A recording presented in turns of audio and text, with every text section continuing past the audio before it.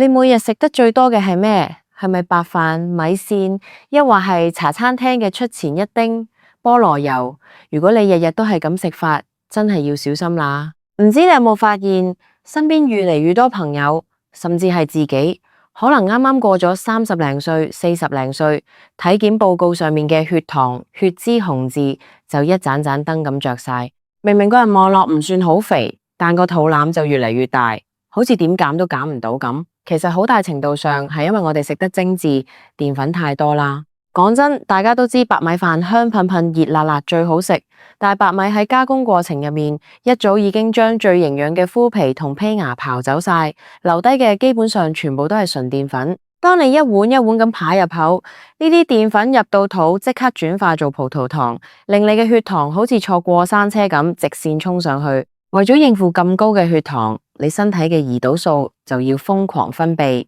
長此下去，個人就容易變得好攰，脂肪仲會以幾倍速度囤積喺內臟。但係要減肥要降三高，係咪代表以後都唔可以食飽飯，要同澱粉質一刀切？絕對唔係。其實喺呢個地球上面有好多一直被我哋忽視甚至嫌棄嘅神級主食，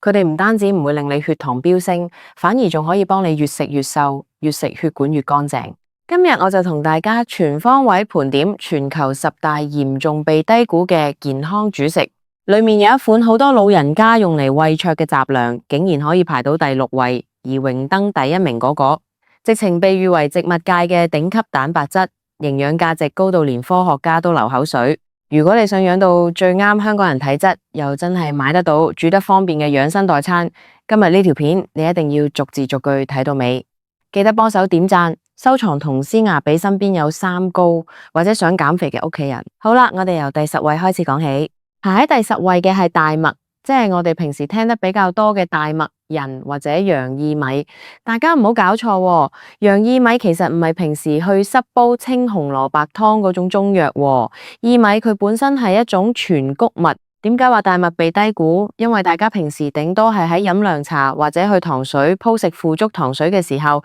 先會見到幾粒洋薏米粒，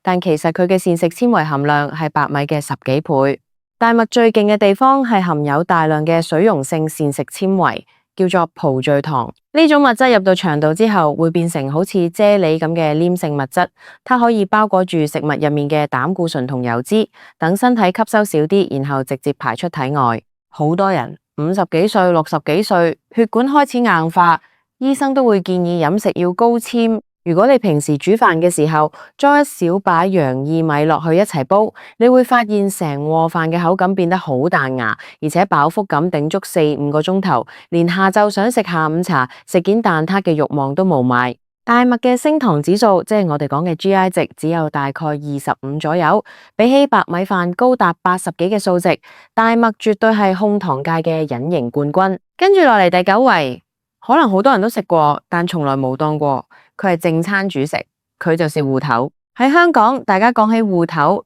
一係就係食火鍋嘅時候放幾件落去熬湯，一係就係食芋頭糕、香芋椰汁、西米露呢啲高糖高油嘅點心甜品。結果芋頭就背負咗一個好肥好多澱粉嘅惡名，呢個真係天大嘅冤枉。如果我哋用單純蒸熟嘅芋頭嚟代替白飯，佢絕對係減肥神器。首先，芋頭嘅熱量只有白飯嘅大概2/3。第二，佢含有極其豐富嘅抗性澱粉。乜嘢叫做抗性澱粉？簡單講，呢種澱粉嘅結構好特殊，我哋嘅小腸係冇辦法直接消化吸收佢嘅，佢會直接去到大腸，變成我哋腸道入面益生菌嘅糧食。所以食芋頭不但唔會令血糖爆升，反而仲可以促進腸道蠕動，幫你條腸清縮扁。最重要嘅係芋頭嘅鉀含量非常之高，甚至比香蕉還要多。好多香港人平時條街食飯食得太鹹，吸收咗太多鈉，搞到個人成日水腫、血壓高。多食芋頭就可以幫身體排走多餘嘅鈉，達到消水腫同降血壓嘅效果。不過記住啦，我講嘅係蒸芋頭喎，唔係叫你去食芋頭酥或者點煉奶啊。排喺第8位嘅係蕎麥，大家去日本餐廳食飯，好興點一盤冰鎮蕎麥麵，沾一沾啲柴魚醬油，食落好清爽。但好多人以為蕎麥只係夏天用嚟消暑嘅配角，其實佢嘅營養價值喺穀物界入面直情係名列前茅。蕎麥最獨特嘅地方係它含有一個叫做蘆丁嘅黃酮類物質，呢個成分喺其他精緻穀物裏面基本上係提唔到嘅。蘆丁有一個好厲害嘅功效，就是可以保護同軟化我哋嘅微血管，維持血管嘅彈性，對降低血液粘稠度有好大嘅幫助。對於嗰啲年紀大咗有心血管疾病風險，或者成日覺得手腳冰冷、血液循環唔好嘅朋友，蕎麥直情係大自然賜俾你嘅天然良藥。另外，蕎麥裏面嘅鐵、鋅、硒等微量元素都好豐富。不過喺度都要提提大家，市面上買到嘅蕎麥麵好多為咗追求滑溜嘅口感，裏面加咗超過70%嘅普通小麥粉，真正嘅蕎麥成分可能得2-3%。大家買嘅時候記得要睇清楚成分表。要揀蕎麥成分佔50%以上，甚至係純蕎麥做嘅麵，咁樣食法先至可以真正幫到你控糖同降血脂。嚟到第7位，呢個好多老人家都好熟悉，但未必日日食，就係紅薯，即係我哋俗稱嘅番薯。好多人一聽見番薯就話：哇，番薯咁甜喎，糖尿病點食得啊？呢個其實係一個好普遍嘅誤區。番薯雖然食落甜，但只要你係用清蒸或者水煮嘅方式處理，佢嘅升糖指數其實屬於中低水平，大概喺50幾左右，遠遠低於白米飯同白麵包。點解會咁？因為番薯裏面含有好豐富嘅膳食纖維，佢會減慢糖分釋放落血液嘅速度。而且黃色或者橙色肉嘅番薯裏面含有爆棚嘅類胡蘿蔔素同維他命 A， 對保護我哋對眼、預防黃斑病變好有幫助。如果你揀紫心番薯，裏面更加充滿咗花青素，抗氧化能力極強，可以幫身體清除自由基，延緩衰老。最正嘅係番薯含有豐富嘅去氫表紅酮，呢種物質喺一啲研究入面被發現，有助於預防癌症。每日早餐將平時食開嘅白麵包換成一條中等大小嘅蒸番薯，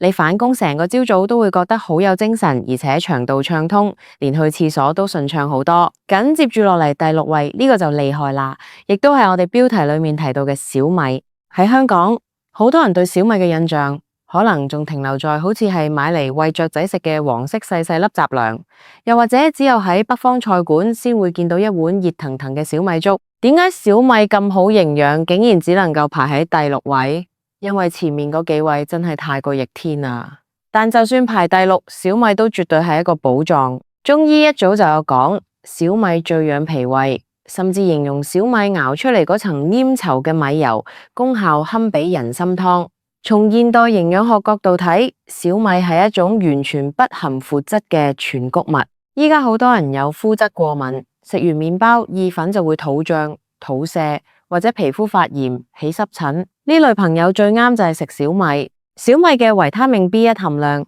喺所有全穀物入面排喺數1數2嘅位置。維他命 B1 係乜？佢係我哋身體代謝糖類，將食物轉換成能量不可或缺嘅催化劑。如果缺乏維他命 B1，你個人就會容易覺得好攰，記憶力下降，甚至容易有腳氣病。而且小米含有豐富嘅色氨酸，色氨酸入到大腦之後會轉化做血清素同褪黑激素，呢兩種物質可以幫你放鬆神經，穩定情緒。好多都市人20-30歲就開始因為工作壓力大而失眠，夜晚瞓得唔好。如果你晚餐飲一碗清淡嘅小米粥，或者將小米混入白米裏面一齊煮飯，佢可以幫你入睡得更加深沉，改善睡眠質素。好啦，我哋進入前5名嘅黃金席位，排喺第5位嘅係燕麥。講起燕麥，可能有人會話普通嘢啫，我日日早餐都沖一碗麥皮啦，有咩咁被低估啊？其實燕麥被嚴重低估嘅係佢嘅食用形態。好多人喺超市買嗰種即食麥皮或者3合1麥片，嗰啲一沖水就變糊狀，甚至加咗好多奶精同砂糖嘅產品。嗰種即食麥皮因為加工得太精細，膳食纖維條鏈已經被破壞晒，食完之後血糖升得仲快過食白米飯。真正被低估、真正對身體有強大益處嘅是鋼切燕麥或者原粒新燕麥。燕麥之所以能夠名震健康界，最主要係因為它含有極高濃度嘅水溶性膳食纖維 beta 葡聚糖。多項醫學研究已經證實，每日攝取足夠嘅燕麥 beta 葡聚糖，可以顯著降低血液入面嘅低密度脂蛋白膽固醇，即係我哋平時講嘅壞膽固醇。當壞膽固醇降低，血管壁出現粥樣、硬化、斑塊嘅機會就會大大減少，從而保護我哋嘅心臟。如果你係一個30幾歲、40幾歲，經常要喺外面應酬食飯嘅上班族，體檢發現自己有高血脂，誠意建議你將早餐換成用原粒燕麥加熱水或者無糖豆漿去煮，堅持食1-2個月，你再去驗血，個報告數字可能會帶俾你意想不到嘅驚喜。來到第4位係糙米。糙米其實就是白米嘅前身，稻穀脫去咗最外層嘅保護殼之後，留落嚟嘅就是糙米。糙米保留咗外層嘅膚芽同胚芽，雖然食落口嘅口感比較粗糙，甚至有點鉗口，但就係因為呢層粗糙嘅外殼，保留咗整粒大米超過80%嘅營養精華。糙米嘅維他命 B 群、維他命 E 以及鎂、磷、鉀等礦物質，全部都係白米嘅幾倍到10幾倍不等。最關鍵嘅是，糙米嘅 GI 值大概只有50幾，比起白米嘅80幾，絕對係糖尿病患者或者想穩控血糖人士嘅極佳選擇。不過好多人話糙米好難煮，浸極都咁硬，食完仲會胃脹。呢度教大家一個香港家庭好實用嘅做法，你可以將糙米同白米以1:2或者1:1嘅比例混合。煮飯之前，先將糙米放入清水裏面浸泡至少2-3個鐘頭，甚至可以擺入雪櫃浸過夜，等佢吸足水分。煮嘅時候水放多一點點，咁樣煮出嚟嘅雜糧飯，既有白米嘅軟糯，又有糙米嘅嚼勁，越嚼越香，而且對腸胃嘅負擔亦會大大減輕。好啦，進入前3甲，榮登第3名嘅係糙米嘅親戚。但身價同營養價值更高嘅黑米，或者叫做紫米，大家唔好將黑米同黑糯米搞錯。黑糯米帶有糯性，食多咗會消化不良，但黑米係屬於軟米或者精米一類，係非糯性的。黑米最珍貴嘅地方，一望就知，就是它那一層深紫黑色的外皮。呢層外皮之所以呈現呢種色澤，是因為裏面含有大量嘅花青素。花青素係一種超強嘅天然抗氧化劑。佢嘅抗自由基、抗衰老能力係維他命 C 的幾十倍。多食黑米可以幫助血管抗發炎，保護大腦細胞，預防認知障礙。而且黑米入面嘅膳食纖維、膳食鐵質含量都非常之高。對於女性朋友或者素食者嚟講，黑米係一個非常好嘅天然補血、補鐵主食。用黑米代替部分白米來煮飯，煮出嚟嘅飯顏色好靚。聞落去有一股淡淡嘅天然麥香味，兼顧咗美味同養生。來到亞軍位置第2名，呢個大家絕對估唔到，佢就是鷹嘴豆。喺香港，大家可能比較少喺傳統中菜見到鷹嘴豆，多數係去食中東菜、印度菜或者西式沙律嘅時候，見到一粒粒形狀好似老鷹嘴巴咁樣嘅豆。鷹嘴豆喺西方被譽為超級食物，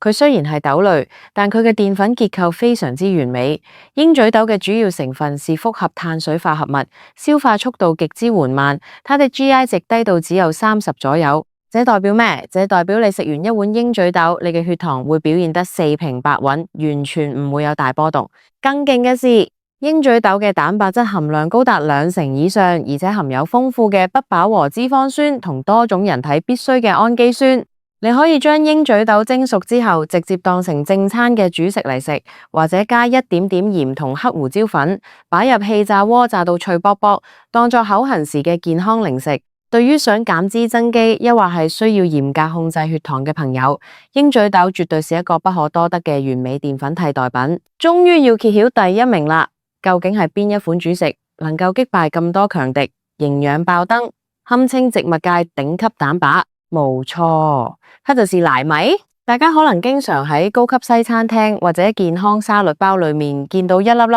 煮熟之後會冒出一個小圈圈硬硬嘅嘢，那就是藜米。聯合國糧農組織曾經將藜麥列為全球唯一一種能夠滿足人體基本營養需求嘅單體植物，直情將它定為全營養食品。點解給它這麼高嘅評價？最主要嘅原因是藜麥的蛋白質結構。我們平時食嘅植物蛋白，例如大米、小麥、豆類，裏面多數都缺乏某一種或幾種人體必需嘅氨基酸，所以需要互相搭配一齊食先至營養全面。但係藜麥唔同，佢自己一粒就含有全部9種人體無法自行合成，必須從食物中攝取嘅必需氨基酸，而且比例同人體需求完美契合，就意味着藜麥嘅蛋白質質量可以同牛肉、雞蛋、牛奶呢啲優質動物蛋白平起平坐，所以它才被冠以植物界頂級蛋白嘅稱號。除了蛋白質無敵之外，藜麥嘅升糖指數 GI 值只有35左右，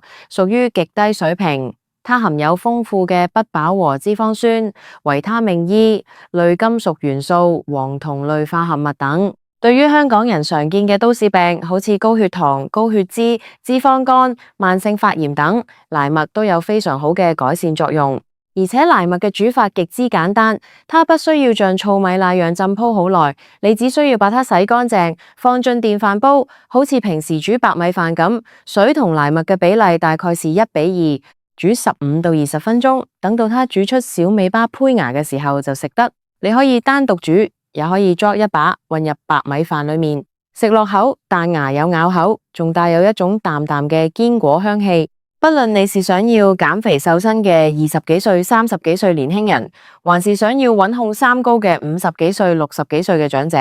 藜麥都絕對值得成為你餐桌上嘅第一號主角。睇完今日呢個全球10大嚴重被低估主食嘅排行榜，你係咪發現原來我哋以往餐餐都食嘅白米、白麵包，其實真係錯失咗好多全穀物嘅營養。健康飲食從來唔需要你捱餓，更唔需要你痛苦地戒掉所有澱粉質。最重要嘅是，我哋要學識點樣去聰明地揀，健康地食。由聽日開始，嘗試喺你嘅飯煲裏面加把小米，加把糙米，或者煮一頓藜麥飯。只要你願意邁出呢一小步，改變自己嘅主食結構，你嘅身體、你嘅血糖、你嘅血管，一定會用最健康嘅狀態來回報你。